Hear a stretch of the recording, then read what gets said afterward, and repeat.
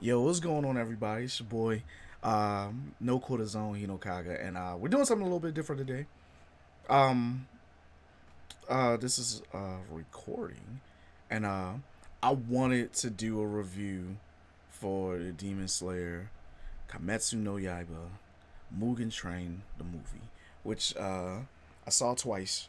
Um, I wanted to see it a third time in English, but I haven't gotten a chance to see it in English yet.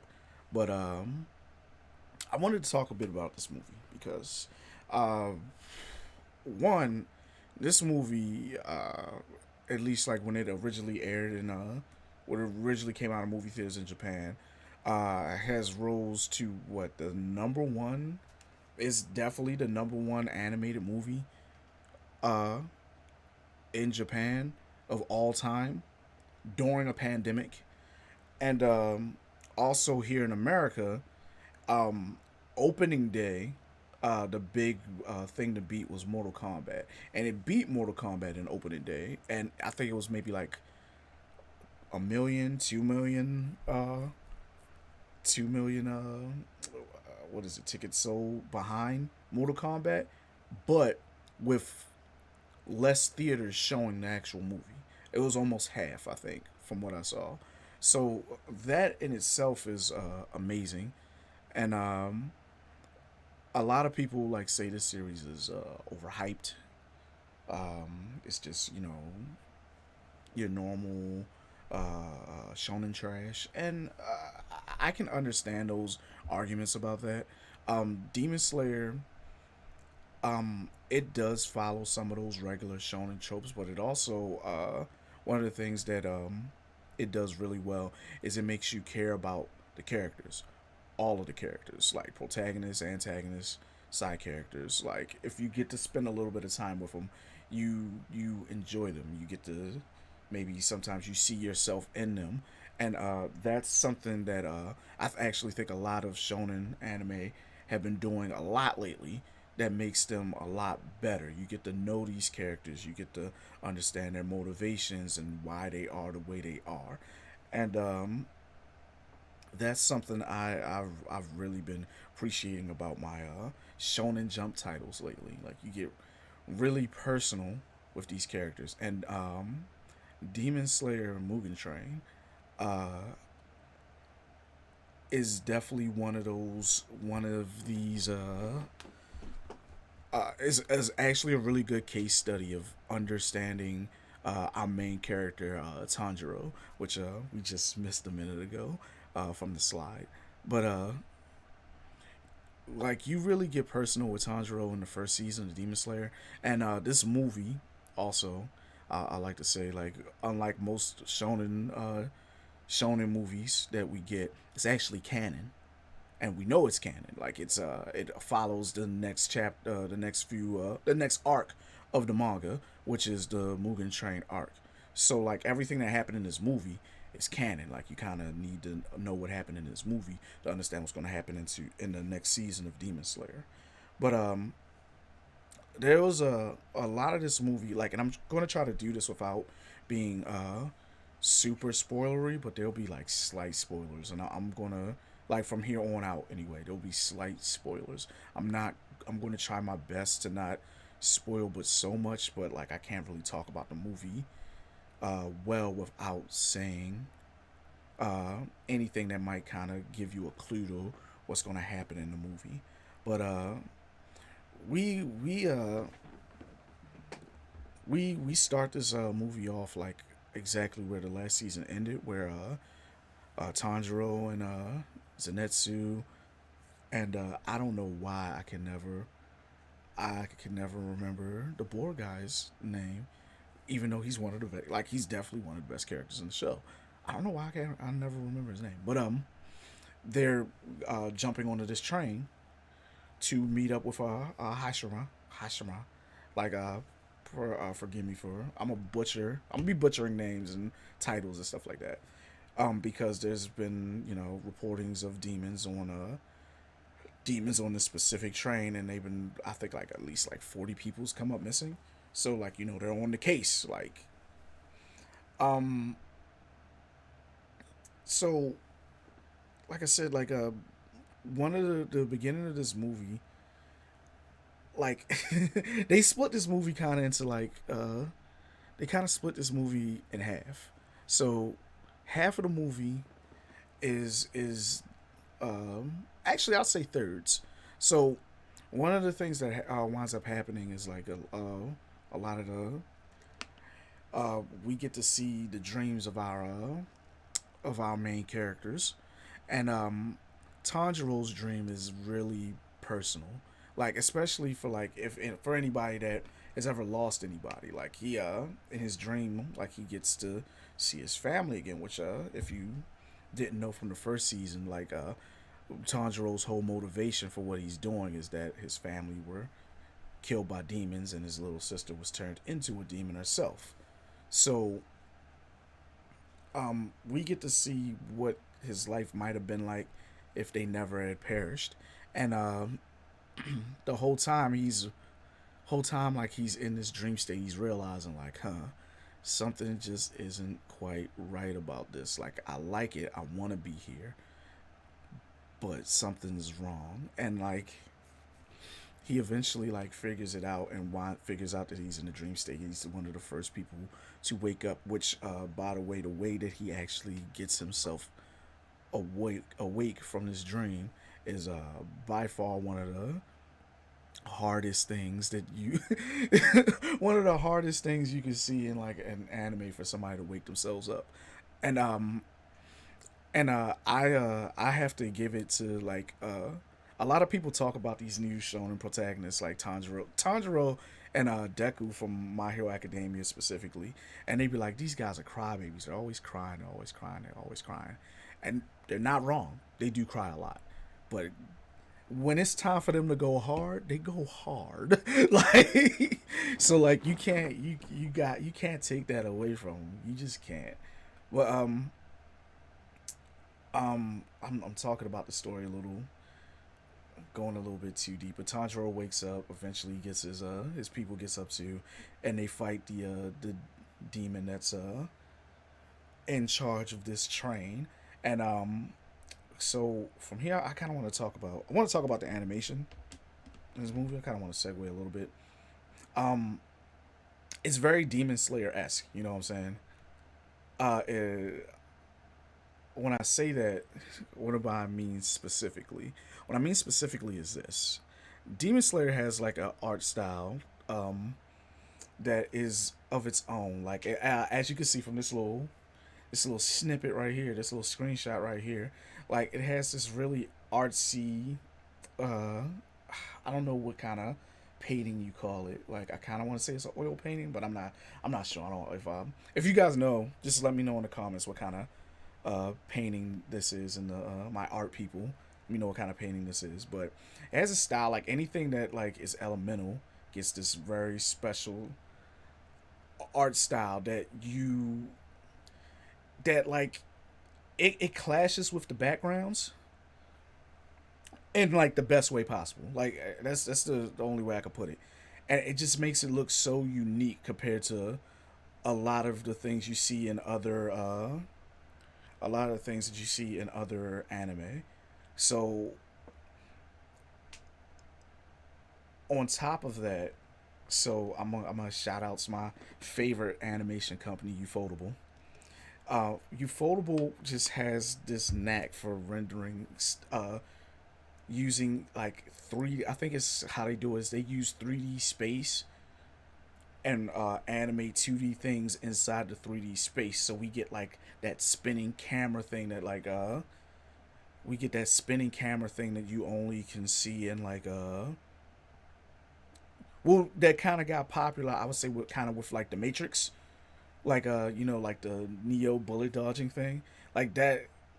They managed to animate like find a way to animate that in a lot of their works, and like they're one of the first companies that were really good at that. Like you could go back and watch some of their stuff, like Garden of Sinners, and definitely anything Ufotable did with the Fate Stay Night franchise, which I'm actually going to touch back on that towards the end of talking about the animation, but which I think actually I was expecting animation wise in some of these fights for it to be like some of the most jaw dropping, eye popping stuff ever, and it actually didn't do that for me. Like I think I overestimated what they were going to do with this movie, and like not to say that the animation is bad. Like the animation is not bad. It's really really good. Like especially like any scene where Rengoku is fighting looks amazing. And a lot of the kill blows that you see in this show too are like really amazing. Like anything would make a great like screenshot. What do you call it? Screensaver for your computer or phone or anything like that. Like anytime that anybody's doing any actions, like it looks great. Um, but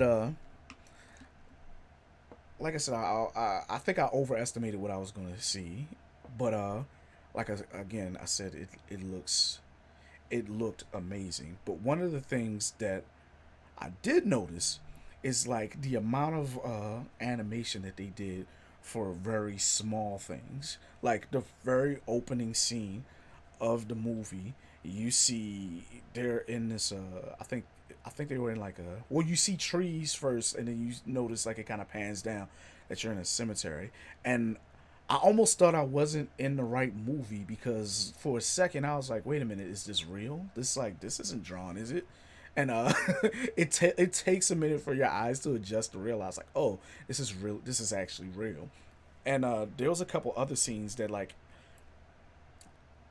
the amount of work they did on that small animation was incredible. I think there was a scene with a wind chime that was just in the background, and this wind chime was moving in this 2D background. It was you could tell like it was rendered in 3D. I think, and like I say I could be completely wrong because I don't know my animation like that, but like it was moving in the background in 3D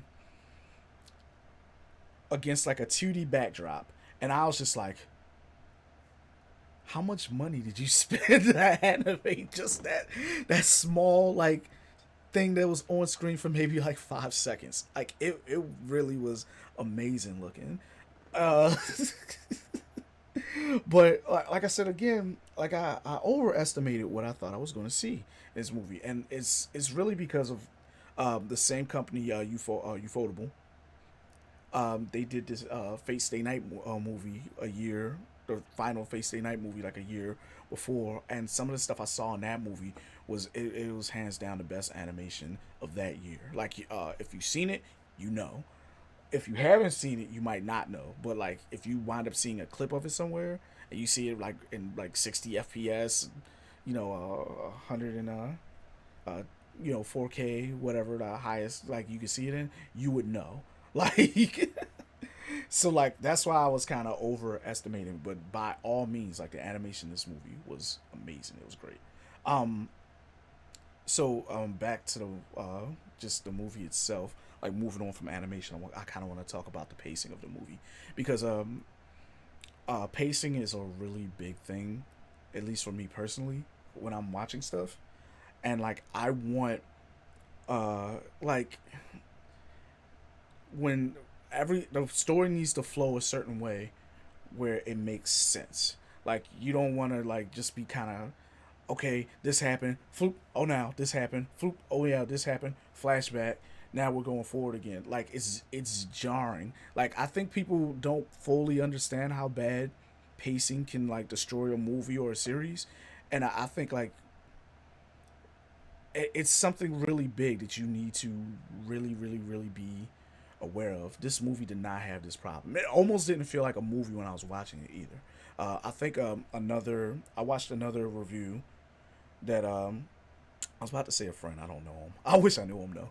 I think it's Afro Shinji did a review and he was saying that when he watched the movie, it didn't feel like he was watching a movie. It just felt like he was watching Demon Slayer on like a streaming service, and it was just like cut here is the next episode, and he was just marathoning it through. Like he said he could even like see the opening and the things between each one, and I really I understand exactly what he means by that. It flowed really well, And at any time, you could have just said, "Hey, I'm gonna cut the episode off, and I'm gonna go for a walk. I'm gonna come back and watch the next episode." And that's what it felt like watching. It didn't feel like watching a movie. And that's also, maybe that's also why it felt like it flowed so well. Uh, but like everything kind of went like again like back to well, I'm still talking about pacing, right?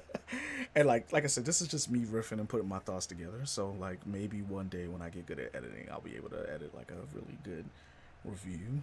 But everything flowed really well pacing wise. Like the story went and like it almost like so the runtime was like I think an hour and 57 minutes. It didn't feel like an hour and 57 minutes. And like I think that's when you know you have a really good movie. It's when you don't know how long you've been in the theater. Like you go in there, you watch the movie, and you enjoy everything you're watching, or maybe you might have a nitpick here or there, which I did. And like my only nitpick was like the animation thing, which is not a big thing. It's really a nitpick. Um,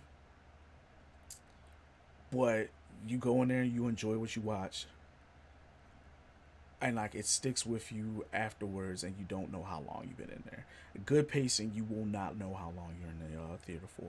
And like I knew how long I was supposed to be in the theater for, and it didn't feel like I was in there that long. It felt like I was in there for 30 minutes. I watched a great episode, and I was ready for the next part. Which if you've seen the movie, we're all ready for the next part right now, right? So they did a great job with that as well. Uh, Speaking of it sticking with you, right? This movie, I touched on it a little bit earlier, but it had a lot of really emotional moments. Like especially if you really enjoy the characters, especially if you really enjoy like Tanjiro, and some of the things that went down with Tanjiro in this movie, like you you you wouldn't call him a crybaby for what was going on, like because he did have a couple ugly good cries in this movie, and like a couple of times I was watching it, and both times that I watched it, I was just kind of like I was feeling it, man. Like I think actually, to be perfectly honest, the second time, like I did tear up a little bit because I was the second time I watched the movie, I was with a buddy, and me and him we've been cool for like years, so it's just like all right, it's cool. It's cool if I let a little bit more emotion out with the homie, he knows. And like I looked over at him and he was struggling too. So I ain't gonna put his name out there, but he was struggling too, in case he had something smart to say. But yeah, like some of the moments that they had in this movie were like devastating. This is not and this is like a small like spoiler. This is not the okay. We fight the bad guys. We win and we all go home and be happy. Like there was not a happy ending to this movie. That was super spoilery, and I'm sorry, guys. But uh, you and the stuff that happens, it sticks with you. Also, one thing I do want to really rave about while I'm thinking about it, Rengoku. We get introduced to him in this movie, and they did a really good job of making him a really interesting character in a short amount of time. Uh, like people were like, like I said, I saw the movie with two different people. Uh, the two times that I went, and the first time I went with somebody who just binged Demon Slayer, and like like she understood what was going on in the Demon Slayer universe, but like didn't she wasn't like super attached to the characters. And the other person I watched it with the other time is somebody that has read the manga and kind of knew what was going to happen eventually, and they both like the person I saw the movie with the first time got really attached to Rengoku really fast. Like she really enjoyed his character, And then the second guy I watched it with also really enjoyed Rengoku a lot, and like he's really an enjoyable character. He's like, I honestly I would say in my opinion he's a doofus. He's a doofus, but a lovable doofus. And like when you get some of his backstory, and because you do get some of his backstory in this movie, like you feel for him, you like him, you understand where he's coming from, and you respect like his strength. And man, like not only just physical strength, but like strength of character. And like that's kind of what stood out about him the most. Like so, you're gonna really get to know this character in a short amount of time, and that's really good. Also, another thing, I'm just gonna segue. I'm gonna keep going and talking, but another thing that you would really that I noticed about this show, which it wasn't quite. No, you know what? I would say it was about the same level as in the anime. The music in this anime was really good. We got a beautiful ending theme by Lisa, which I keep forgetting. And again, like in the comments, let me know if you guys know. Is Lisa? Is that the name of the band, or is that the name of the woman that's the lead singer of the band? Because I think it's one or the other, or both. I'm not sure. But Lisa also did the opening theme for the first season of Demon Slayer, and she did the closing song for this movie as well. Which now I thought about it, I have to find it because I really like the closing song for this movie. It fit very well with the movie itself, and it will get to you if you're a music head that like really like listens and reads the lyrics along with what happened in the movie itself. But like I said, I want to ramble on too much longer because like if I do, like I would just recap the whole movie for you, and maybe I will. Maybe I will recap the whole movie. Maybe I'll do another review where we'll just go super spoilery, and if I do, I'll give it like another week so people can actually get around to seeing the movie themselves. Because I'm going to tell you, if you're a Demon Slayer fan, this is a must see. If you're an anime fan, I will also say like this is like peak shonen, peep, yeah, peak shonen movie anyway. It's probably one of the best shonen movies you can actually see. So like definitely check it out. And like it's I do believe it lives up to every bit of the hype that is around Demon Slayer. It is that good. So please go check out this movie because also I just wanted to keep doing well as well. Um, it's a big time for anime right now. Like anime is really big right now, and like I'm so happy about that. Uh, so I guess I'll give you guys a rating. Like if I had to give this movie a rating out of like 10, I'll give it like a 8.5. Cause like there's no perfect movie, right? But this movie was great. This movie is definitely worth you seeing in theaters. Well, if you're comfortable going to theaters, it's definitely worth you going to see in theaters if you're comfortable with that. Um, if not, though, don't worry. You're not going to be waiting long for the movie because the movie will be out. I think they said it will either start streaming or be available for purchase in June. I think later June, like June 20th to June 22nd, something like that. But like I said, final thoughts. Go see this movie. It's really good. It's really good. You really will enjoy it. And I forgot to talk about the antagonists and the other characters, but I don't want to talk about the antagonists or the other characters too much without spoiling too much. I already felt like I spoiled a little too much for you guys anyway. But definitely, if you like this content, I'll try to do more of it. Uh, please, like, share the video. Hit me up in the comments. Let me know what you guys thought if you've seen the movie, or if some of the stuff I said inspired you to go see it yourself. And I will definitely get up with you guys another time. But until then, we are up and out of here.